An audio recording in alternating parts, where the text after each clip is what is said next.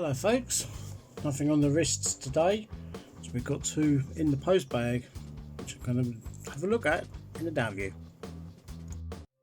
So for those that have been watching my discussion part of my channel, you will notice that I've been putting some updates up and things like that. And what we have up first is this. Look at that.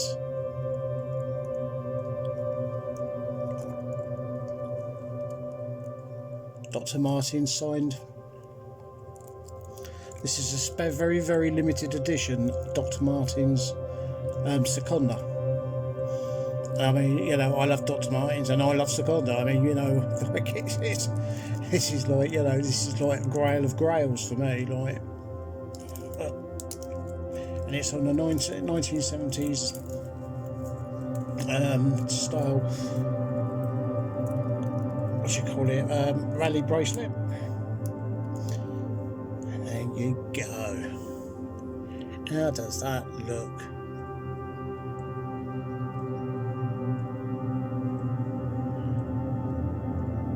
Don't that look the business? Look at it. Notice the yellow stitching, coloured hands, and the holographic foil on the dial. I mean, my God, this is absolutely like stunning. If I wanted to go out on the pole with some skinhead birds or something, like, you know, this would be the watch I'd be wearing, you know. I mean, you just cannot go wrong with that. Yeah, okay, it's only got like a cheap, like a dateless version of the Homega 2115 in there. I don't care because it just looks the business. I mean, the Pepsi bezel, I'm going to give it a clay layer on. It's got a holographic rehalt as well. That's like when you go to the edge of the dial, you see there's like a vertical like side there. That's also like holographical. It looks like a million, like, you know, it looks the business, and I'm very pleased with that.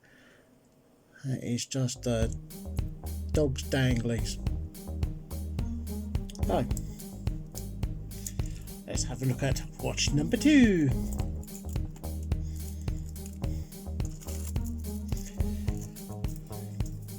Now I will give Aliexpress their due. This turned up in like, you know, like 2 weeks.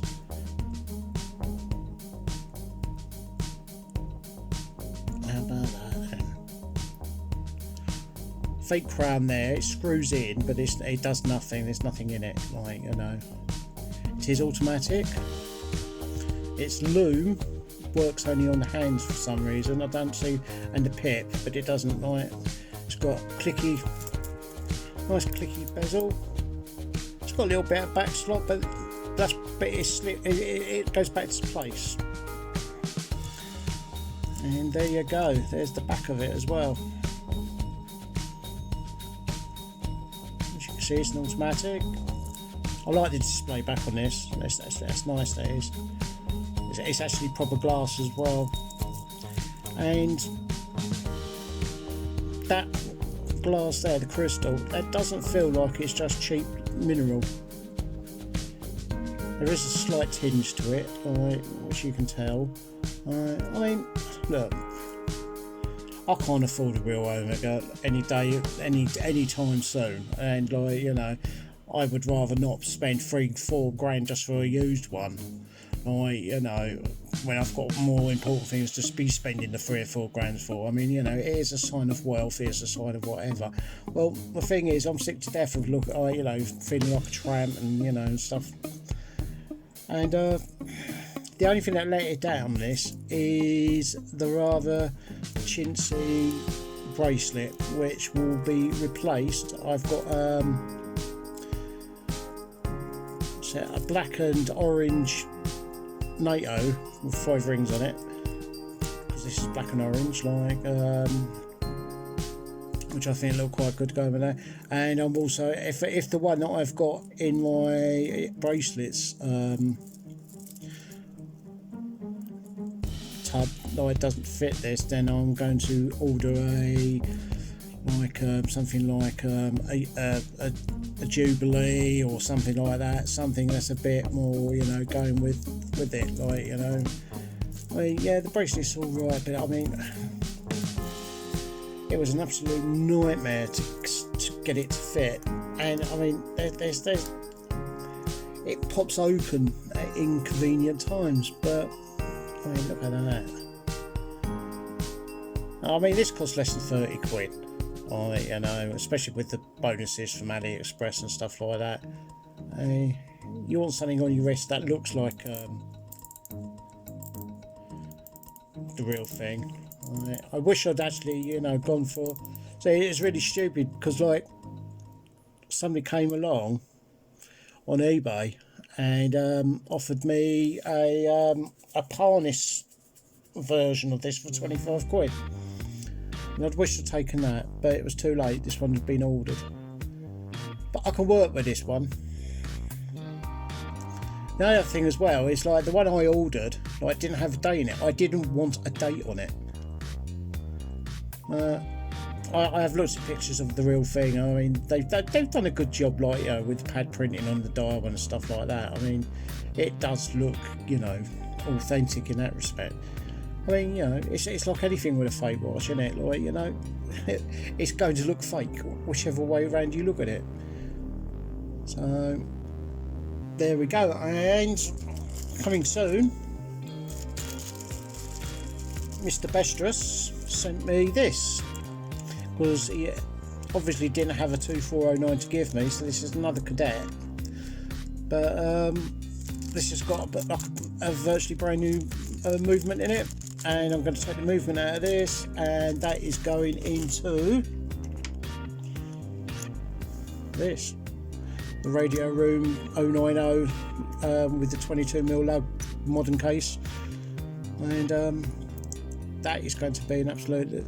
This one's got the gilt ring in and everything. I mean, you know, like this one is going to look the absolute balls, you know. It really is, and I mean, there'll be nothing fake about this. I mean, look at that. That is going to look like business. That's what they call a radio room. It's because what happens is in the old Soviet times, and it's still carried on in Russia today. It's like the military armed forces. You see those red bands, right? Those are what they call. They're called emergency windows, and for like when the clock is like and this is all across the Soviet or the Russian armed forces, when the clock gets to say the 45 mark, everybody stops talking on the radios for 3 minutes, and this is so that emergency services can, like, you know, and responses and stuff like that, and they can actually hear if somebody's doing an SOS, and that's what a radio room is all about. And it shows you, like, you know, McDonald's like nicked the idea for their burgers. Like, you know, if you look at a McDonald's clock next to the tills, that's exactly what this is. Like, you know, it's just they used it, they purposed it for, like, you know, like 10 minutes. That's burger lifetime in the actual, like, the hot thing, like, you know, where they get all the bits from. You know, after 10 minutes they're supposed to clear them all out, and but they got that idea from, like, obviously the radio room, because it was just such a great idea. There you go. Oh, quick look. Right, we'll go to that view and have a bit of a chat. So there you go. This is what a fake Homega looks like. I mean, you know, unless you are, like, you know, an absolute watch specialist, you are never ever going to, like, you know, from a distance say, oh my god, what a fake. Once I put a decent bracelet on it, it's going to look a lot better. You know, I do love that. That is absolutely stonking great. That is. I really am pleased with that. And like, the thing is, it's like, you know, because it's got the cheap Myoto quartzes in it, like, if anything goes wrong with it, it will be simple to repair, and you won't see you know, these are very, very limited edition watches. I'm so when I saw it, I knew I mean, you know, I paid 22 quid for this, and I just had to have it.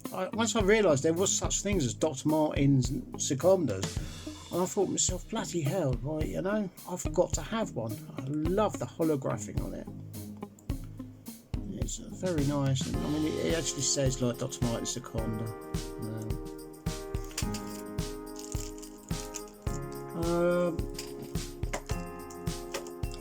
I'm not going to make this a long one, folks. So, like, you know, what I have been doing is I've been working on this something called DaVinci Resolve, which is a completely free, fully functional, super powered. It's like Photoshop sort of level of superpower video editor.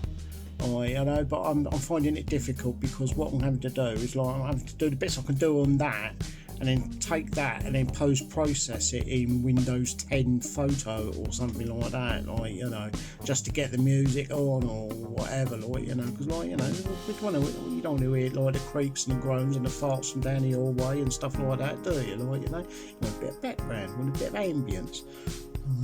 I am trying, like, you know, 10, 20 years ago I could have like done this straight away because, you know, I was so full on with the old computers. I mean, I started doing computers in the 70s. You know, I've been rebuilding computers since I was like, you know, a nipper. It was giving me something to do when I come out of hospital when I had that meningitis, like, you know, and like, we went down to Tip and we found an old office computer, like, you know, and I repaired it, and it was great, and I got the bug, and from that I learned digital research, DOS, and various other things like, you know, using Sperry systems and things like that, which done me good stead when I was 16, when I was like doing my college course. Surrey College in Red Hill, and, you know, which I got thrown off of because I hacked into the pay department because it was kind of a YTS, but it wasn't. And what I did was I gave everybody on the course extra 50p a week. You know, I mean, 50p a week in those days, like, you know, wasn't that much. I mean, it's like a couple of quid nowadays, like, and I only done it set out for the 1 week or something. And of course, like, somebody saw it, like, you know, I mean, it was hacking, and they said, right, that's it, off you go, I'm sacked, go. Right, and I did, and from there I'd learned how to program fruit machines. We used to get JPM machines through, like, you know, we used to like program them, like, keep them lively and stuff like that. And through that, like, my mate Phil Martin will tell you, like, you know, if I found a particular JPM machine, like, you know, I could empty it simply just because I knew from memory where the reels were, and I knew when it was going to pay out and when it was not going to pay out, because those days it was done on a 1024 cycle, and basically it paid out, like the big ones, only at a certain time, and you could tell just by the sequences going through, like, you know, I mean, even though there were different fruits and stuff, it was a certain sequence, like, you know, like, it was 2 of one, like 2 of another, 1 of one of each, like, you know, and it was kind of like a code. And the best one is the one that's seen in Only Fools and Horses, Jolly Boys Outing, where they're at their halfway house, right? And Sid and Uncle Albert are like in the kind of the vestibule, and they are having a chat, and right behind them is a real crazy, and that was the machine that I could literally fleece empty. And I wasn't, you know, in our local, when I had it in our local with the Teasel, like in Bromley, like South London, right, I wasn't allowed to play on it, right, because they knew that I knew how to, like, you know, basically like turn it and put it to like, you know, the sequence that I wanted it to do. You know, I mean, Phil Martin, he was good at the fruit machines, like, you know, he was always good at the social club machines, like, you know, he'd be the one that'd be winning the jackpots and stuff. Right, but when it comes to gambling, like, you know, I'm absolutely terrible, you know. I mean, people used to watch me, like, they say, oh, what horse you picking for the Grand National, like, you know, and then they would pick everything but my horse, because my horse guaranteed to come in last. The only time I've ever won a horse bet was when Red Rum was doing the Grand National, and my uncle Nick turned around and said to me, He said, do you fancy, like, you know, a bit of a flutter? I'll go out to the betting shop, put one on for you.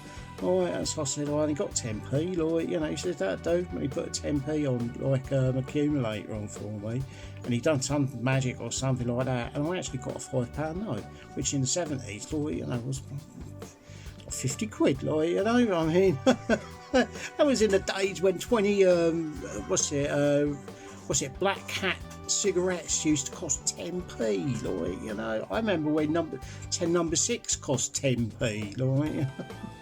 And you used to be able to buy fag singles as well. You used to buy weights, and they used to be in like a sweetie jar, and like, you know, just go in there and say, oh, can I have 3 weights please, like, you know, trying to, like, you know, be all gruff and manly, like, you know. But they all knew it was at it, like, you know. It was better than, like, taking drugs or, like, robbing old grannies, wasn't it, you know. That sort of thing didn't go on. And we didn't tolerate drugs either, like, where we were. Like, there was this particular chap that me and Phil Marten went to school with, called Ray O'Neill, and he was a real scumbag because he used to sell drugs to kids. And like, one day we caught him doing it. Like, he was trying to get these 10-year-olds to buy his drugs. He was saying, go and get some money out of your mum's purse, come back here and I'll give you something that'll make you feel really, really good. So what we did was we chased the kids off, and we sat Ray down and we made him eat every single one of his little packets of drugs. And he was taken to hospital, and he never ever peddled drugs on our, like, you know, on our manor after that. You know, he was still a scumbag. You know, there's other things that he'd done, like, you know, and he was very much, you know, he was into young lads in a different way, so we say, you know, very suspicious, like, you know. And I mean, there was one, I literally threw him out of the place once because he was, like, you know, he was trying it on a young lad. And it was horrendous. Don't tolerate that. I don't tolerate anything with kids, anything with animals, like, you know. If geezers want to go around and kill each other, I don't give a fuck, but, like, you know, when it comes to, like, kids, women and children and animals, like, you know, you don't war on them, you know. Keep your hands to yourself, you know. Have an argument, yeah, that's right. Like, you know, and it's got to be the other way around, is that, you know, like, don't expect to, like, you know, I mean, I won't tolerate a woman hitting me anymore. I had too much of it. Right, I said I wasn't going to make this a long one, so I'm not going to. Right, and I'll have a quick blast of the old Sekonda. I mean, for what it is, it's an automatic, like, you know, I mean, what it really is just a bit of a posher version of my military royale. I don't know if it's up there or not, is it? If it's up there, I'll actually pop that.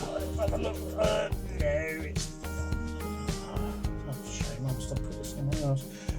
You know, I mean, it's just a bit of a nicer version of a military royale, which I don't mind. You know, I mean, it's that silly little date window that just kind of, like, ruined it. And it wasn't in the pictures that I bought. That's what I wanted. I don't want dates. I don't need to know what day it is. Anyway, I'll leave that with you. Catch you in the next one.